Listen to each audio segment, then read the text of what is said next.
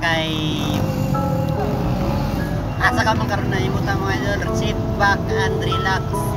Kaya ko ang bahala sa inyo ang tanan. Ilagta mo karon sa Pugon Public Market diri atubangan sa Gaetano Suki Club.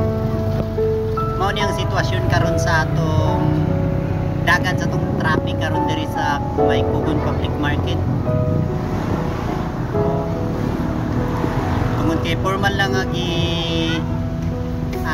Tagalog dyan sa mga sidewalk vendors nga pwede sila maka-display at tubangan sa Pugon Public Market. Makatinda sila sa sidewalk vendors. Tindagan makita ninyong baligya, nagkakakursagol, nagkalain-lain nga baligya. Sama sa grapes, apple,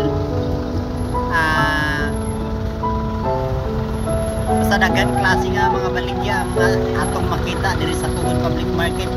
Itubutan sila tinda atong December 26, 2024.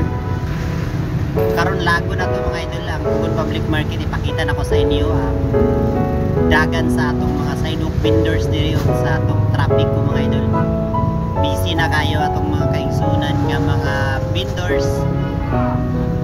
Tungod kay panagsara man niyang December po ni sila gitugutan nga makatinda diri mga idol, pero pag time nga dili na December dili na sila maka-display diri mga idol. Tungod kay dakpo na ni sila, karateo na ni sila. Pero karon nga December itagani sila chance sa isip pinaskuhan.